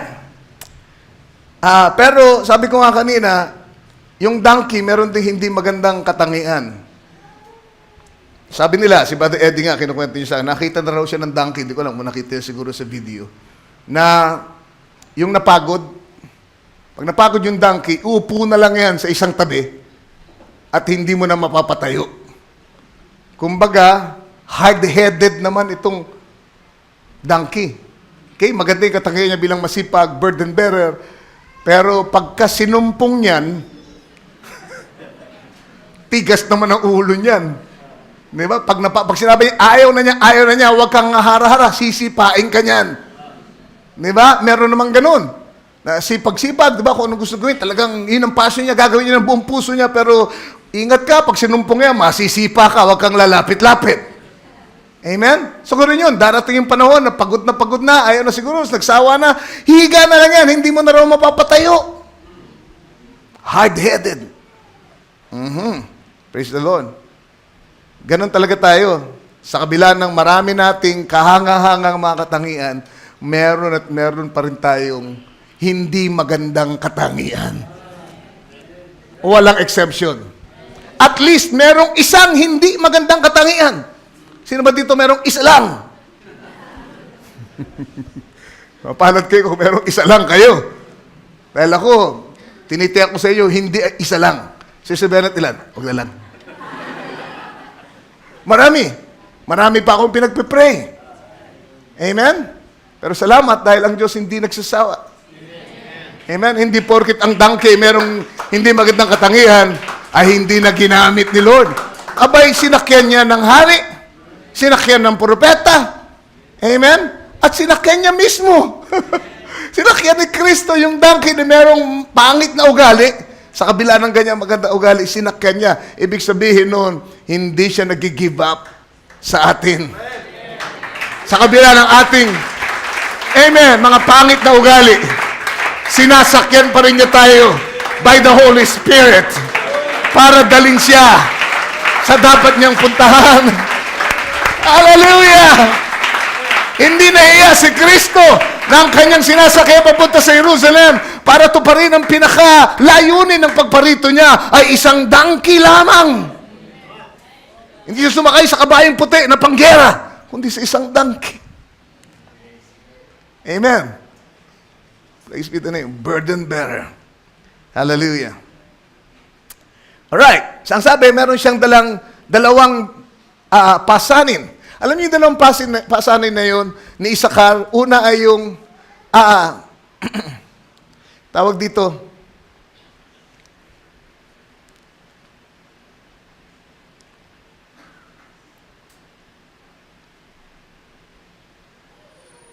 dali lang. Yung isang pasanin ay self-inflicted. Ibig sabihin, siya ang may dahilan. Bakit dinadala niya yung pasanin na yun? Yung pangalawa ay dahil sa kanilang posisyon. Yung kanilang posisyon, yung lote nila sa promised land, ay sadyang trabahuin Kailangan bungkalin mo. Bakit? Kasi mataba. Mabuti sa mga pananim. Katulad din ni Joseph. Pero itong kay Isakar pala, sadyang napakayaman nitong lupain na ito. Na ang sabi nga sa buhanginan nila ay merong mga kayamanan, amen, na ginagawang salamin. At maliban doon, yung lupain nila, ang pinakamataba sa lahat na napakakaganda ng mga pananim. Di ba? Para makapagtanim ka ng carrots, ay magli-labor ka. para umani ka ng mga bunga ng halaman, maglilibor ka. Di ba? Praise the Lord. Huwag mong tanungin itong mga taga-Isakar ng kung paano magkwenta ng tawag dito ng ginto at makipagtransaksyon ng ginto at ng perlas at ng pilak dahil wala silang alam dun eh. Di ba? Kung paanong tawag dito makipag-usap sa mga kanegosyante, kanegosyo nila, wala silang alam dun eh. Di ba? Pero wag mo rin tanungin yung mga taga-Sibulon kung paanong magpatubo ng carrots. Hindi rin nila alam yun eh. Ang alam lang nila doon sa barko at makipagtransaksyon eh. Kanya-kanya lang yan eh. Diba? Pero ito si Isakar, sadyang yung kanyang lupain ay kailangan pagpagalan mo para pakinabangan mo. Naintindihan nyo? So that's a burden in itself. Yung kanilang situation, yung kanilang lote sa lupain ay sadyang nagre-require ng pagpasan ng kabigatan. Mag-labor sila. Alright? Pangalawa, kaya sila nagkaroon ng isa pang pasan ay dahil nung magkaroon ng gyera, nung gipitin sila ay nilusob ng mga Canaanites noong, I think, 700 BC, mga ganong panahon, ay sumuko sila, yumukod sila, ang kanilang balikat, yun ang simbolo nun, ay kanilang iniyuko at hinayaan nilang sila'y alipinin ng mga Kananeo. Huwag lang silang maalis sa kanilang lupain na natutunan na nilang mahalin ng gusto. Alright? Ito pa isang pagkakamali ni Isakar. Yung blessing ni Lord na lupain, yung kaloob ni Lord, ay minahal niya ng gusto hanggang sa maging mali na yung kanyang pagmamahal. Isipin may mga material na bagay na binibigay si Lord sa atin. And it's a blessing. We thank God for it. Pero, ingatan nyo na huwag niyong mahalin ito sa maling paraan na ito'y maging idolo nyo na hindi nyo na kayang iwanan para sumunod sa kalooban ng Diyos.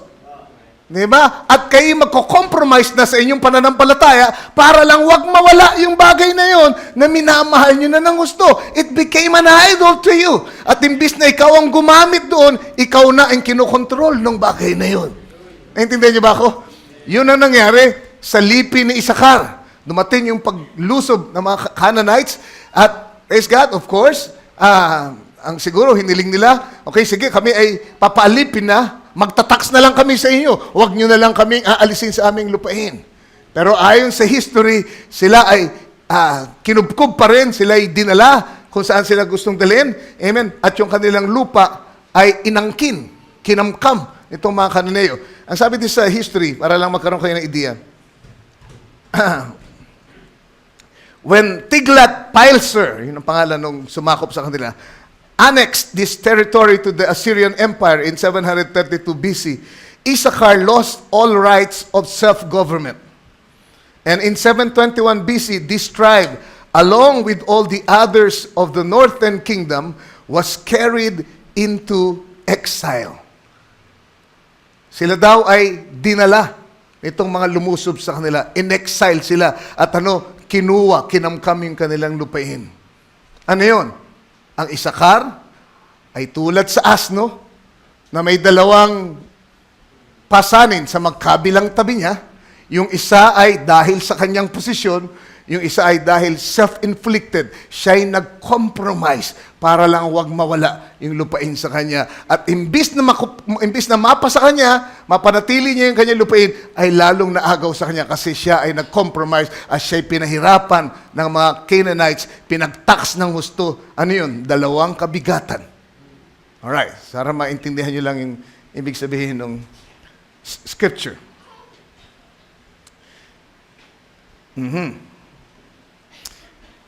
Ang problema ng Isakar, dapat tumingi sila ng tulong doon sa magaling sa gera. Sino magaling sa gera ng lipi? Si Judah. Sino pa? Si Dan. Dahil ang ibig sabihin ng Dan ay tropa, panggera. So you see, may iba't ibang katangian tayo. At yung mga katangian yun ay kakailanganin for certain seasons. Okay lang yung masipag ka lang kung walang gera. Pero hindi pwedeng masipag ka lang, nagtatanim ka pa rin, gera na. Kailangan mo nang aalalay sa iyong malaliyon, katulad ni Ruben. Pero anong nangyari kay Isakar? He become consumed dun sa kanyang work, labor. Kaya ko to. Kumbaga nagkaroon siya ng ideya, kahit wala kayo, kaya ko to. At nung siya ay humarap sa pakikipagbaka, nakita niya hindi niya kaya mag-isa. Kaya isinuko niya na lang ang sarili niya para siya alipinin. Samantalang kung siya ay nanatiling may tamang komunikasyon at relasyon sa ibang tribo, ay matutulungan siya sa panahon ng giyera. So you see, gusto ng kaaway, ihiwalay kayo sa katawan. Sabihin, kaya nyo na yan.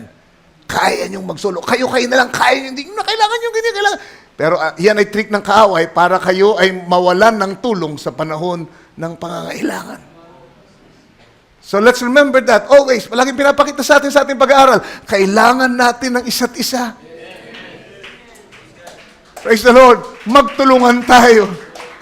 Amen. Kung merong mahina sa pakikipagbaka, tulungan natin yung ating kapatid na yun. Palakasin natin sila at ipagtanggol natin sila laban sa mga kalaban. Hallelujah. Alright, sa verse 15 ng 49, Genesis, tungkol pa rin kay Isakar, and he saw that rest was good, and the land that it was pleasant. Ito nga yun Masyado siyang, tawag dito, na nalasing sa personal na inheritance niya, sa personal pleasure, sa personal involvement niya. Amen. Na, ang tingin niya, itong lupain ito ay napakaganda, kaaya-aya. At ang sabi niya, he saw that rest was good. At habang siya ay nagtatrabaho doon sa kaya-ayang lupain, yun ay itinuring niyang kapahingahan. Nakita niyo ba yun? He saw that rest was good. Ang sinasabi dito ng scripture, kasi parang ironic sila ay simbolo ng kasipagan, ng pagpapagal. Trabaho. Bungkal. Di ba? Pero ang sabi, he saw that rest was good. Nakita niya na maganda ang kapahingahan. Sabi, kala ko ba laborer, pero bakit kapahingahan ang gusto nito? Ang sinasabi dito ng scripture, dahil sa gusto mo yung ginagawa mo ay mistulang kapahingahan sa iyo. Bakit? Kasi naaaliw ka Di ba? Gusto mo yung ginagawa mo, passion mo yung ginagawa mo. At isa pa, kinumpara niya yung kanyang labor doon sa panganib na ginagawa ni Sibulon. Si Sibulon, iniiwan ng pamilya, naglalayag, nilalagay sa panganib ang buhay kung saan-saan nagpupunta. Ang sabi ng Isakar, kahit na nagle-labor ako dito, ito ay kapahingahan para sa akin. Kumpara sa panganib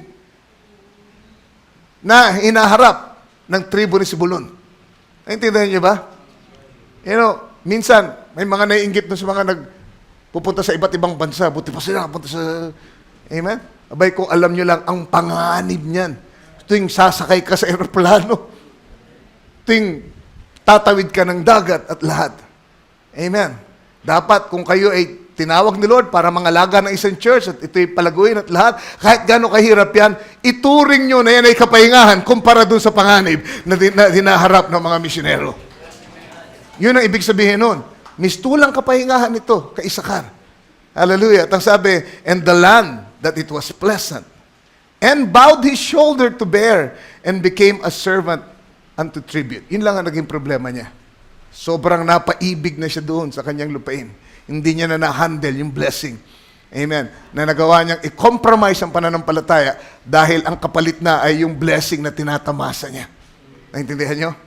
Kaya sumuko siya. Naging, sabi, alipin siya ng tribute. Ano yun? Tax. Naging alipin siya ng isang mas makapangyarihang bansa. Hallelujah. So you see? Hallelujah. Ang Isakar ay isang maamong bayan kasi. Kaya nga kailangan nila sana yung tulong ng leon, yung tulong ng mga mamamana at lahat. Pero sila ay naging self-sufficient sa kanilang sarili. Kaya sila ay nag-compromise pagdating ng araw. 33 verse 18 hanggang 19, and then we're going to close. Tayong lahat ay tumayo. Basahin ko na lang ulit yung verse 18 and 19. Sabi, and of Zebulun. Basahin lang natin ulit. Yung sabi ni Moses tungkol sa dalawang libing ito. He said, rejoice, Zebulun, in thy going out, and Issachar in thy tents. They shall call the people unto the mountain. They shall offer sacrifices of righteousness, for they shall suck of the abundance of the seas, and of treasures hid in the sand. Yan po si Zebulun at saka si Issachar. Sana nakita nyo ang inyong sarili sa kanilang dalawa at ang inyong relasyon sa inyong kapatid sa relasyon nilang dalawa. Pagpalain kayo ng ating Panginoon. Amen. Huwag tayong maghihiwalay. Kailangan natin isa't isa. Nakakalungkot, ang bayan ng Israel ay nahati sa dalawang kaharian. Northern and Southern Kingdoms. At doon sa Northern, kasama si Zebulun. Amen. Ay hindi po nila nagawang makipagbaka doon sa mga sumakop sa kanila. Bakit? Hindi sila nagtataglay ng nature na kaya humarap sa pakikipagbaka. Doon sa Southern, mas matatatag, mas matitibay, mas kaya humarap. Nandun yung katangian para humarap sa kalaban. Pero pinaghiwalay sila ng kaaway. Yun ang gusto ng kaaway na gawin sa atin. Paghiwalayin tayo. Ilayo tayo sa isa't isa. Para magawa niya tayong samantalahin sa ating kahinaan dahil sa pagkawalay natin sa ating mga kapatid. So remember, amen, ito'y panahon ngayon ng pakikipagbaka. Greatest battle ever fought. Hindi sapat na masipag ka lang. Kailangan may bantay ka habang ikaw ay gumagawa sa iyong ministeryo. Merong mga warriors na nasa paligid mo na handang magpalakas sa iyo, magtanggol sa iyo sa gitna ng panganib. Spiritually speaking. Naalala niyo si Nehemiah at yung mga nagtayo nung dating templo ng pader, amen? Sila po ay habang nagtatayo ng pader ay merong hawak na sandata. Nagtatayo at the same time nakikipagbaka. Yun po ang nangyayari ngayon. Nire-restore ni Lord ang iglesia at the same time nakikipagbaka tayo. Amen. Importante, hawak kamay tayo, shoulder to shoulder, face to face, ang sabi nga. Tayo po ay magtulungan. Alalahanin natin, kahit gaano tayo magkakaiba ng katangian, tinawag tayo, pinag-isa tayo sa isang pangako sa huling panahon. Bless you. Awitin natin, face to face. Ano ba yun? Kanta natin yung dati dito, magsimula tayo na mag-merge. Face to face. Anong pamagat nun? Face to face, palagay ko. Yung nakakalam ng awitin. Amen? Tulungan niyo ako awitin ito. Face to face. Yan, okay.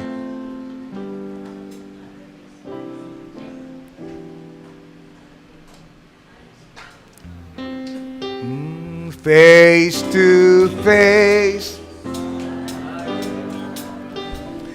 Face to face. One friend to another, growing together, we're building the kingdom of God. Once again, hallelujah. Face to face, brother to brother, face to face, one friend to another, growing together, we're building the kingdom of God. Back to back. Back to back. Shoulder to shoulder. Back to back. Serving each other. Working together. We're building the kingdom of God. Brother to brother. We strengthen each other. Stand for the truth side by side. Yung mga nakalaw, lakas yung awit. We'll honor each other and stand up on high. Back to back, warrior to warrior. Back to back, each other, standing together, we're building the kingdom of God. Face to face. Face to face. shoulder to shoulder, back to back, younger and older, growing together, we're building the kingdom of God. Back to back. Oh, back to back, warrior to warrior, back to back, defending each other, growing together, we're building the kingdom of God. Working together, we're building the kingdom. Standing together, we're building the kingdom of God. Hallelujah. Once again, brother to brother. To brother, we strengthen each other and stand for the truth side by side. Brother to brother, we'll honor each other and stand on the kingdom on high. Tayong lahat, hallelujah. Warrior to warrior, back to back, defending each other, standing together, we're building the kingdom of God. Face to face, shoulder to shoulder, back to back, younger and older, growing together, we're building the kingdom of God. Hallelujah. Growing together, we're building the kingdom of God. Hallelujah. Amen. Hindi natin masyadong maalala na yung tono, pero alalang-alala natin yung mensahe ngayong gabi. Tamang-tama sa ating mensahe ngayong gabi.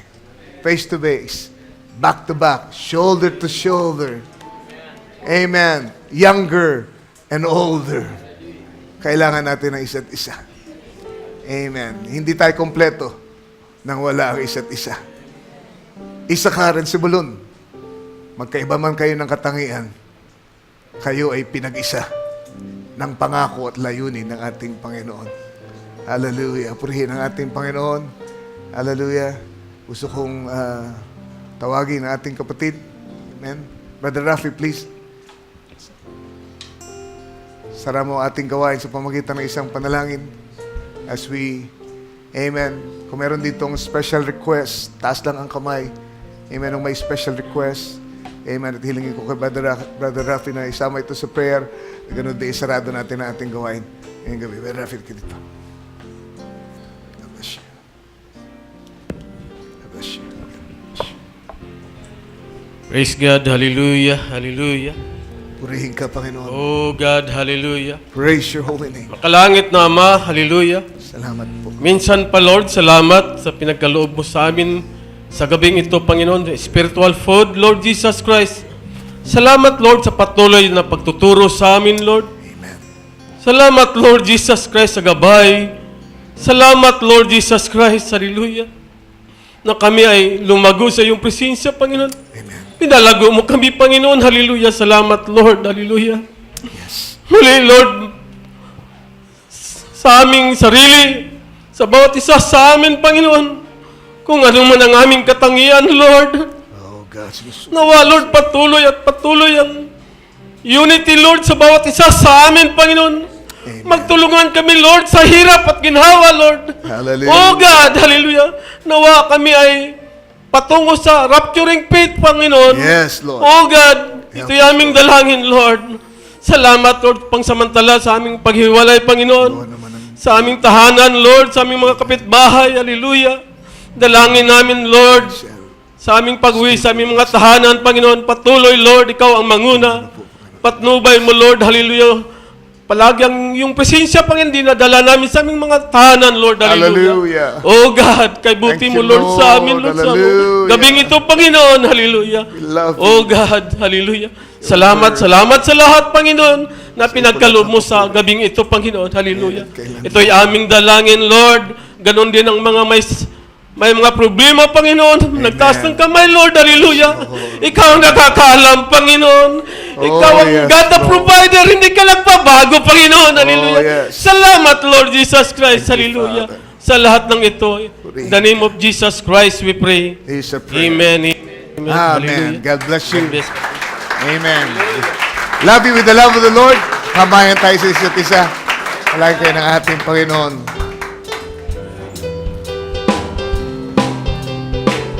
Thank you, Lord. Hallelujah.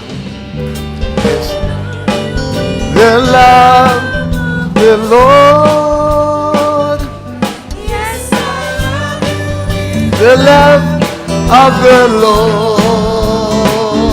Oh, I can see in you the glory of my King. Yes, I love you with the love of the Lord. Love you with the love of the Lord. Love you with the